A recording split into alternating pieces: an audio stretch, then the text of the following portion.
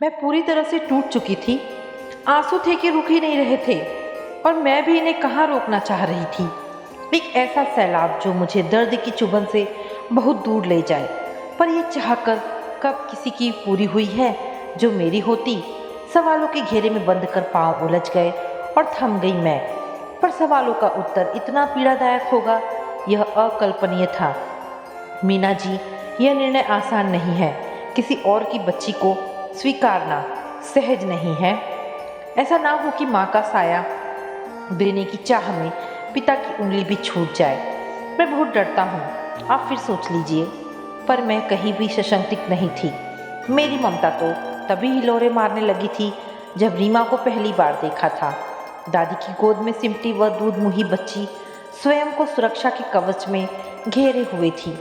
वह कवच जो मेरे अरुण से 7 फेरे लेने के बाद और रीमा की माँ बनने के बाद भी न टूटा। माँ, आप रीना को मुझे दे दीजिए, मैं इसे सुला दूंगी। आप आराम से मौसी जी से बातचीत कीजिए। नहीं मीना, तुम रीमा की चिंता मत करो। जाओ देखो, अरुण को किसी चीज़ की ज़रूरत तो नहीं। ठीक है माँ, इससे अधिक कुछ नहीं कह पाई। कमरे से बाहर निकली तो मौसी जी की आवाज़ सुनकर पाँव वहीं थम गए। ये क्या सरला, तूने रीमा को मीना को दिया क्यों नहीं? जब से आई हूँ देख रही हूँ तो एक पल के लिए भी रीमा को खुद से दूर नहीं करती। इस तरह तो रीमा कभी मीना से जुड़ नहीं पाएगी। आखिर वह उसकी माँ है, माँ नहीं सौतेली माँ। कैसे सौंप दूँ अपने कलेजे के टुकड़े को पराए हाथों में? रेखा को वचन दिया था कि मैं उसकी बच्ची का ख्याल रखूंगी। तो तूने अरुण की दोबारा शादी क्यों की? दीदी, अभी अरुण की उम्र ही क्या है, सारा जीवन पड़ा है उसके सामने। तन मन की जरूरत तो पत्नी ही पूरी कर सकती है। अब दोनों मिलकर अपनी गृहस्थी संभाले। और रीमा?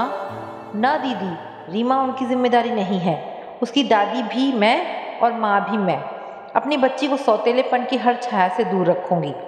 सरला, तो ये ठीक नहीं कर रही। दीदी, ठीक और गलत का हिसाब आप रखो। आज तक कौन सी सौतेली माँ सगी हुई है जो मीना होगी? ठीक है सरला, तुझे जो उचित लगे वह कर, पर देखना तेरी ये सोच एक दिन रीमा को ही सबसे ज़्यादा नुकसान पहुंचाएगी। मौसी जी कमरे से बाहर आ गई तो यही खड़ी थी मीना।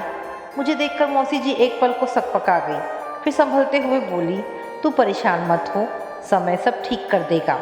उस समय के इंतज़ार में एक एक दिन बीतने लगा, पर जैसे बंद मुट्ठी से रेत सरक कर बिखर जाती है, माँ के दिल के बंद दरवाज़ों से मेरी ममता टकरा कर लौट जाती। मैं तुम्हारे दर्द को समझता हूँ मीना, पर क्या करूँ? माँ का व्यवहार मेरी समझ से परे है। उन्होंने तो मुझे भी रीमा से दूर कर दिया है। जब भी मैं रीमा को गोदी में लेता हूँ, वे किसी न किसी बहाने से मुझसे वापस ले लेती हैं। क्या मेरा मन इससे आहत नहीं होता? पर क्या करूँ? अरुण मुझे इस घर में आए 6 महीने हो गए हैं और मुझे वह पल याद नहीं जब रीमा को मैंने अपनी गोद में लिया हो। माँ क्यों नहीं समझती कि रिश्ते बांधने से बनते हैं? क्या यशोदा माँ, तुम खुद को समझा रही हो या मुझे? तुम भी जानती हो कि तुम्हारी ये उपमाएं निरर्थक है। अरुण की बात सुनकर मैंने चुप्पी ओढ़ ली। धीरे धीरे समय सरक रहा था और मैं माँ की कड़ी पहरेदारी में अपनी ममता को अपने ही आंचल में दम तोड़ते हुए देख रही थी। मेरी बेबसी पर शायद ईश्वर को तरस आ गया। माँ, बधाई हो, आप दादी बनने वाली हैं, उत्साह भरे लहजे में अरुण ने कहा। मैं तो पहले ही दादी बन चुकी हूँ, तू तो मीना को बधाई दे।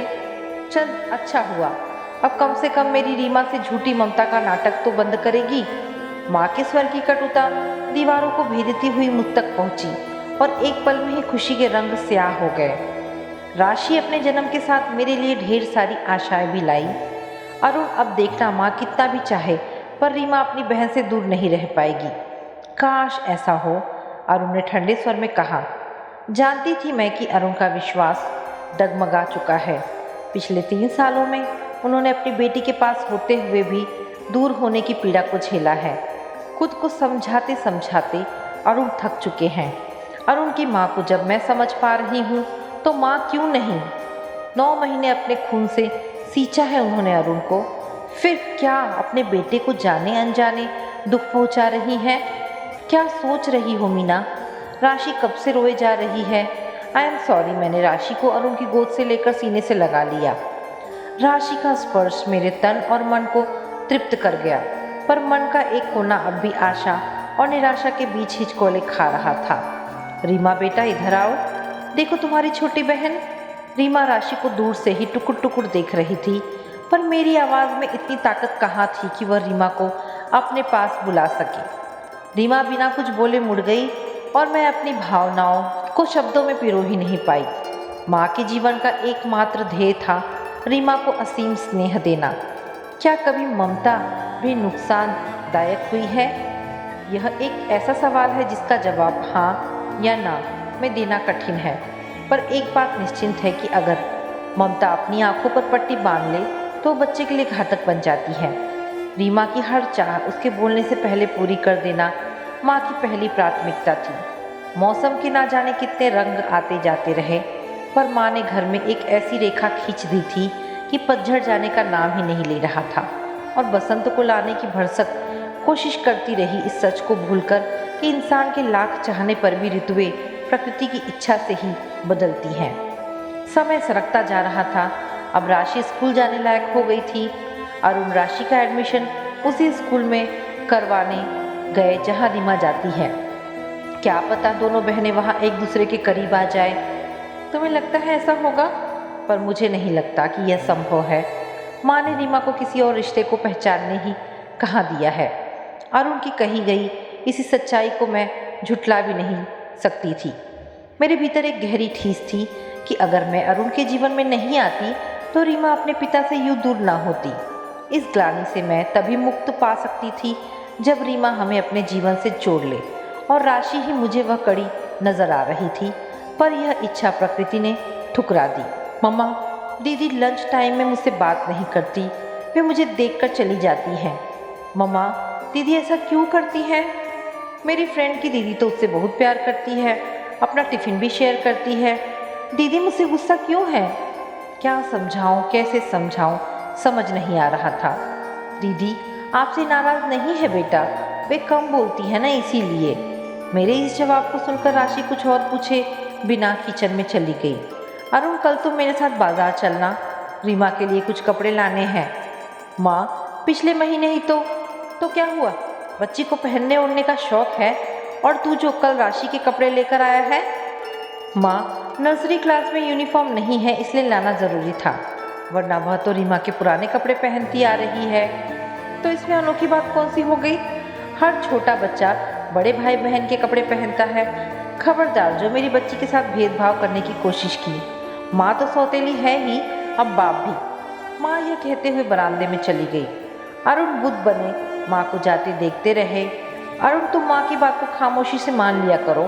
देखो अब तुम्हारा मन भी दुखी हुआ और माँ को भी गुस्सा आ गया। मीना, क्या इस घर में स्थिति किसी से छिपी है? तनख्वाह का एक बड़ा हिस्सा तो घर की किस्तों में ही निकल जाता है, और ये कैसे संभव है कि रोज रोज। अरुण के स्वर की पीड़ा मेरे मन को बींध रही थी, पर क्या करूं? अपनी बेबसी और लाचारी पर कभी कभी गुस्सा आता। मन करता कि माँ से चीख चीख कर कहूँ कि वे घर को 2 हिस्सों में बांट दे। किस अधिकार से उन्हें कुछ कहती? उन्होंने तो ना तो मुझे अपनी बहू माना और ना ही रीमा की माँ। माँ रीमा के जितने करीब थी उतनी ही राशि से दूर। दादी और दादी के द्वारा दी गई अवहेलना राशि के भीतर घाव कर रही थी। ये सच मेरी पीड़ा को गहराए जा रहा था। समय की सुइयां टिक टिक करते आगे बढ़ती गई। धीरे धीरे ना केवल राशि के घाव भर गए, बल्कि उसे अपने और रीमा के बीच का अंतर भी समझ में आ गया। माँ, आपने रीमा का रिजल्ट देखा है? 3rd division. तो क्या हुआ? तुझे नौकरी करवानी है क्या उससे? माँ, आप क्यों नहीं समझती कि पढ़ने लिखने का संबंध सिर्फ नौकरी करने से नहीं है। विद्या अच्छी समझ और सोच देती है। अरुण, यह भी खूब रही। तू बता, मैं तो अनपढ़ हूँ, तो क्या मुझ में अच्छी सोच और समझ नहीं है? माँ की इस बात को सुनकर अरुण चुप हो गए, पर मैं जानती थी कि उनका मन भीतर ही भीतर चित्कार कर रहा था। कुछ देर की खामोशी के बाद वे बोल पड़े। माँ, आज से रीमा को मीना पढ़ाएगी। बहुत हो गया यह पढ़ाई लिखाई का रोना। जितना पढ़ना है खुद पढ़ लेगी, और अगर तुझे ज़्यादा चिंता है तो घर पर ही इसका ट्यूशन लगा दे। ठीक है, ऐसा ही सही। अरुण ने समर्पण कर दिया। दूसरे दिन से रीमा को पढ़ाने के लिए ट्यूटर आने लगी। सिर्फ 2 दिन बाद ही माँ बोली, अरुण, रीमा को वह टीचर पसंद नहीं है, बात बात पर डांटता है। ठीक है, मैं बात करूँगा उससे। बात करने की कहाँ ज़रूरत है, निकाल दे उसे और कोई दूसरा रख दे। ठीक है। अरुण ने बात खत्म करने की मनसा से तुरंत माँ की बात पर अपनी सहमति जताई। मीना, क्या टीचर? नहीं अरुण, ये सच नहीं है। रीमा पढ़ाई में कम और इधर उधर ज़्यादा ध्यान देती है। टीचर ने 2-3 बार प्यार से समझाया, पर जब रीमा नहीं मानी तो थोड़ा ज़ोर से। मैं कहते कहते रुक गई कि कहीं मैं कुछ गलत तो नहीं कर रही। मैं समझ रहा हूँ, पर क्या किया जाए। रीमा को माँ के लाड़ प्यार ने इतना बिगाड़ दिया है कि उसे किसी की ऊंची आवाज़ सुनना तो दूर, बड़ों की सीख सुनना भी गवारा नहीं। मैं क्या करूं? कैसे समझाऊं माँ को कि बच्चे की भलाई के लिए प्यार और दुलार के साथ साथ कठोरता की भी ज़रूरत होती है।